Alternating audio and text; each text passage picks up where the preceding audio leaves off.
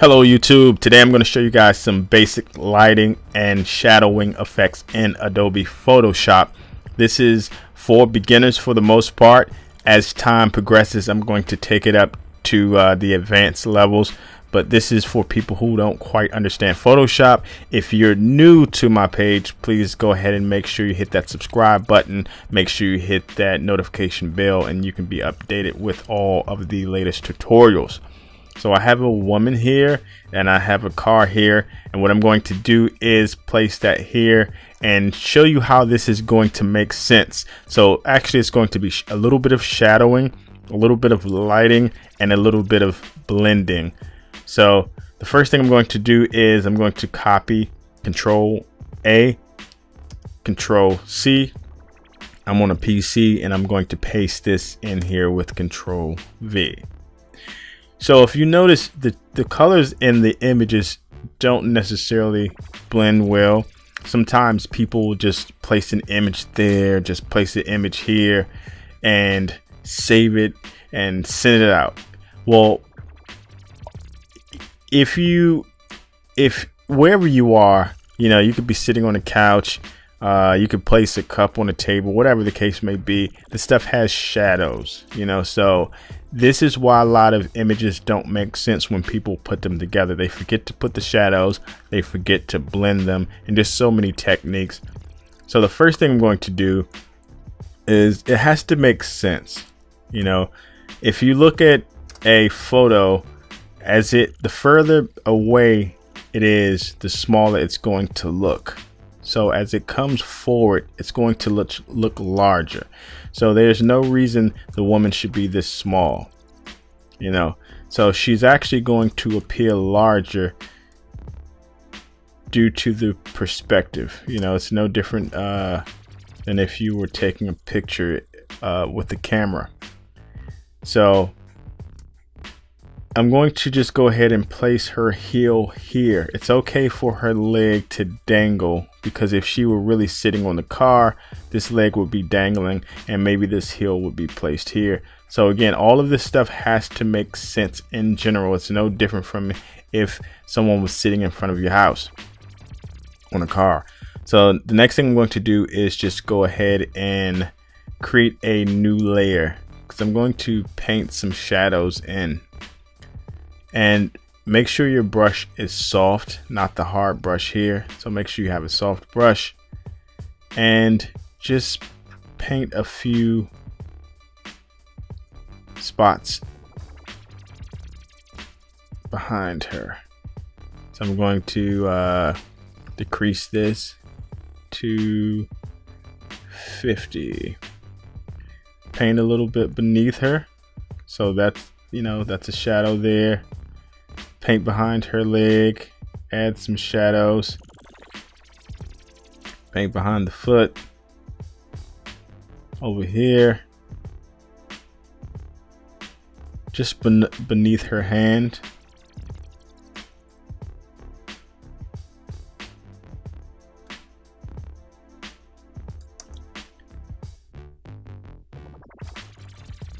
And the way you paint the shadow, it's sort of going to show where she is sitting. If you would paint the shadow close,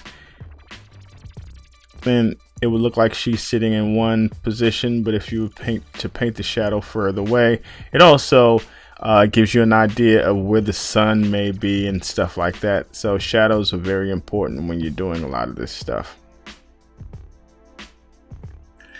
The next thing I'm going to do is show you guys how to blend the images.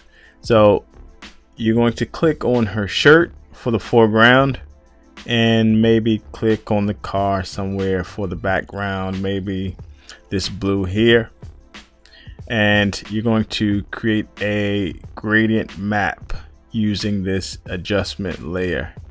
So create a gradient map. And I'm going to change the blending mode to overlay. So if you notice, it's all sort of blended now, but you're going to bring the opacity down a bit. So this is how it looks without the blending, and this is how it would look with the blending. So I'm going to bring it maybe to 30%. So it all kind of looks like one picture at this point. It looks like it was all taken together. So the next thing I'm going to do is add one more adjustment layer, and that's going to be curves. I'm going to give it a film look. I'm going to bring some of the contrast out, some of the vibrance. It does look a little bright, so I'm just going to click there, and this gives me the ability to move this. And now it's starting to look a bit more like one photo, like everything was taken together. And I'm going to add one more adjustment layer, and I'm just going to decrease the vibrance a bit. You know, sometimes if you have too much color, it's a little too much. So I'm just going to decrease the vibrance just a bit. I like negative 2, I think. That's not bad. And I'm going to come back in, add a little more of the contrast, just slightly. So you just have to eyeball the stuff. Next thing I'm going to do is a new layer. That's Shift Control N. And I'm just going to add a light to this light bulb here and have it coming off of her leg a bit. So make sure this color is white. And just decrease the opacity a bit. And you can definitely stretch this out a bit. Again, like I said, to have it coming off of her leg. And it would only make sense for you to do one over here, but you want to decrease this just a bit and make this contour this grill here. So now it's sort of coming off of her leg, and you can also create one here if you want to. I think this is sort of an orangish look. So if you want to make something down here, change this to color dodge and just decrease it a bit. Oops, sorry, I should have said to create a new layer.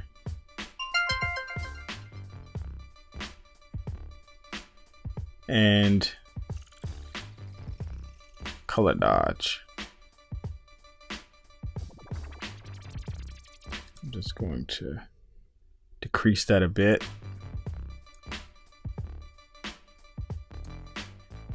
So you would play around with it a little bit, move it around to where you would like to. And the next thing I'm going to do is, the last thing I'm going to do is add a lighting kit beneath. You can add whichever color you want. The ground looks kind of orange, looks kind of blue. So I'm just gonna go ahead and add a blue to it. Hit this paint bucket tool, make sure the background and the foreground layers are black, otherwise this will not work. And I'm just going to draw a rectangle around the entire image. Make sure it is in the foreground, so it is in front of every single layer. So I'm just going to select my paintbrush, hit OK, and change the blending mode to color dodge.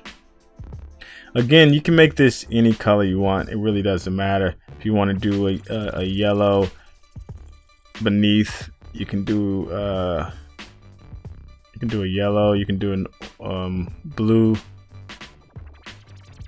Just click somewhere around there, whichever color it picks up.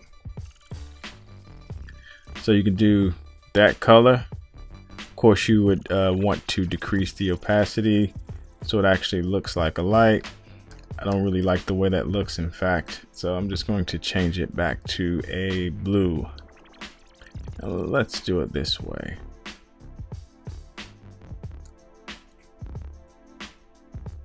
I'm just going to do a blue here. I think blue will make more sense anyway. So, you just go along here. Again, make sure it does make sense. Make sure it's hitting the parts that it should hit. If it's too bright, or if the lighting is spilling over to somewhere that it probably shouldn't be, make sure you decrease it. You can always decrease the opacity. Just take a good look at it. If you need to erase some of the parts that are spilling over into parts that it shouldn't be, for example here, maybe the tires it's spilling over into. Just have to be really creative. And I'll just decrease that a bit.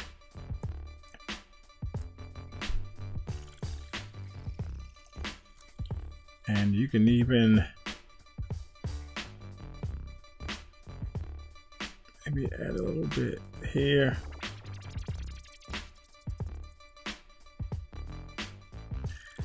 And just come around here and clean that up a bit, because it will bleed just beneath the tires.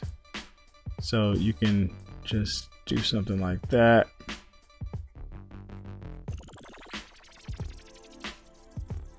Not sure if it'll come out that far, but for the most part,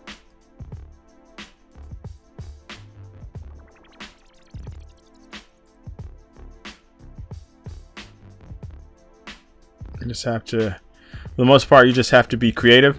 And the entire concept is really to give you an idea of how this lighting stuff works. And I'm just going to add one more adjustment layer. And these are warmer tones and these are cooler tones. So the yellow is warmer and the blue is cooler. So I'm just going to add more of a cooler nighttime feel. And I'm going to top it off with a vignette. And that's just by adding a black rectangle and using my eraser tool, just going to increase the size of the eraser and just delete that.